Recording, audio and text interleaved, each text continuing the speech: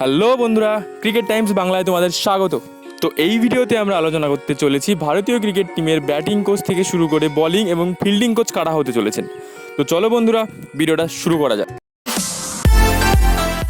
টি-20 বিশ্বকাপের পর গৌতম গম্ভীর ভারতের নতুন কোচ হওয়ার পর থেকে জল্পনা শুরু হয়েছে যে তাহলে এবার ব্যাটিং কোচ থেকে শুরু করে ফিল্ডিং ও বোলিং কোচ কারা হতে চলেছেন।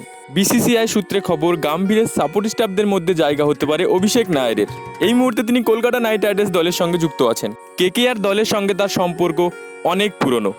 নায়ারকে সহকারী কোচ হিসেবে নিয়োগ করা হতে পারে বলে শোনা যাচ্ছে, এবং এটা যতদূর শোনা যাচ্ছে গৌতম গম্ভীর প্রধান কোচ হওয়ার পাশাপাশি ব্যাটিং কোচের দায়িত্ব সামলাবেন। অপরদিকে বোলিং কোচের ব্যাপারে সেভাবে চূড়ান্ত না হলেও বিসিসিআই সূত্রে খবর, ভারতীয় পেসার জাহির খান ভারতীয় বোলিং কোচ হওয়ার দৌড়ে কিন্তু অনেকটাই এগিয়ে রয়েছেন। এছাড়াও কিন্তু অতীতে কেকেআরের হয়ে কাজ করা লক্ষ্মীপতি বালাজি ও বিনয় কুমারের নাম গম্ভীরের চিন্তাভাবনার মধ্যে রয়েছেন। রাহুল দ্রাবিড়ের সময় যেমন বিদেশি কোনো কোচ ছিল না, এমনই বিসিসিআই বোর্ড চাইছেন এবারও ভারতীয় কোচদের নিয়েই কাজ করতে হবে গৌতম গম্ভীরকে। এদিকে ফিল্ডিং কোচ হিসেবে কিন্তু গৌতম গম্ভীরের প্রথম পছন্দ রয়্যান টেন্ডুলকার, যিনি অবশ্য গৌতম গম্ভীর কেকেআরে মেন্টর হওয়ার সময় তাকে পাশে পেয়েছিলেন। ফিল্ডিং কোচ হিসেবে আবারও পুনরায় সুযোগ পেতে পারেন দিলীপ।